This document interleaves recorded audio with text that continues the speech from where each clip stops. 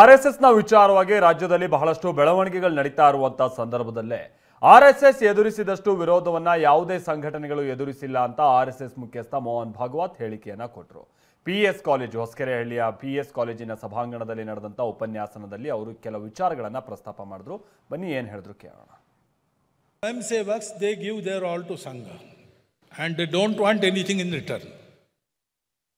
And on that basis, we have mastered all these situations, and now we are in a state where there is some credibility in the society. Everybody loves us, everybody is ready to help us. But there is another thing which helped us survive. We didn't take any help from outside Sangha. Finances, Sangha Swayam Sevaks contribute to Sangha. Once in a year, there is Guru Dakshina.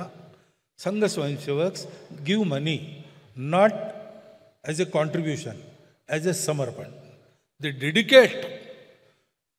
They try to give the most, maximum possible.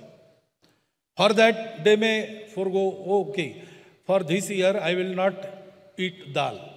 Whatever money. ಪರಪ್ಪನಗ್ರಹಾರ ಜೈಲಿನಲ್ಲಿ ಕೈದಿಗಳಿಗೆ ರಾಜಾತಿಥ್ಯವನ್ನು ನೀಡಲಾಗ್ತಾ ಇದೆ ಅನ್ನೋ ಪ್ರಕರಣಕ್ಕೆ ಸಂಬಂಧಪಟ್ಟಂತೆ ಆನಂದ್ ರೆಡ್ಡಿ ಮಾಧ್ಯಮ ಪ್ರಕಟಣೆಯನ್ನು ಹೊರಡಿಸಿದ್ದಾರೆ.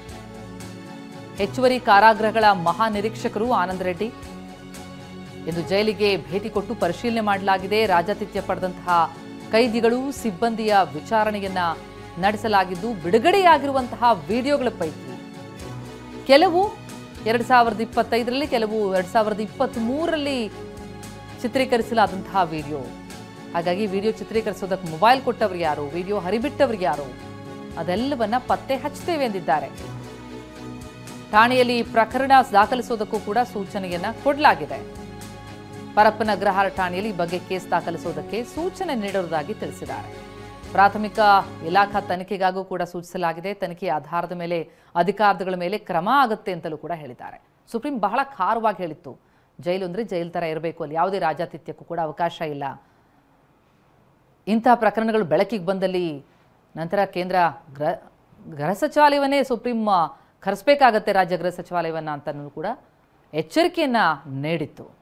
ಇಷ್ಟಾಗಿಯೂ ಕೂಡ ಮತ್ತೆ ಮತ್ತೆ ರಾಜಾತಿಥ್ಯದ ಪ್ರಕರಣಗಳು ಬೆಳಕಿಗೆ ಬರ್ತಾ ಇದೆ. ಅದರಲ್ಲೂ ಈ ರೀತಿಯಲ್ಲಿ ಇಂತಹ ಕೈದಿಗಳಿಗೆ ಉಮೇಶ್ ರೆಡ್ಡಿ ಆಗಿರಲಿ ಅಥವಾ ಉಗ್ರಗಾಮಿಗೂ ಕೂಡ ರಾಜಾತಿಥ್ಯ ನೀಡಲಾಗ್ತಾ ಇದೆ, ಮೊಬೈಲ್ ಬಳಕೆ ಆಗ್ತಾ ಇದೆ, ಟಿವಿ ಇದೆ. ಇದು ಹೇಗೆ ಜೈಲಾಗಕ್ಕೆ ಸಾಧ್ಯ ಅನ್ನುವಂಥ ಸಹಜ ಪ್ರಶ್ನೆ ಬರುತ್ತೆ.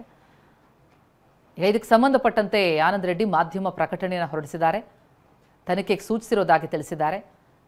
ಜೈಲಿಗೆ ಭೇಟಿ ಕೊಟ್ಟು ಪರಿಶೀಲನೆಯನ್ನು ಮಾಡಿದ್ದೀವಿ, ಇದಕ್ಕೆ ಸಂಬಂಧಪಟ್ಟ ಕ್ರಮಕ್ಕೂ ಕೂಡ ಸೂಚಿಸಲಾಗಿದೆ.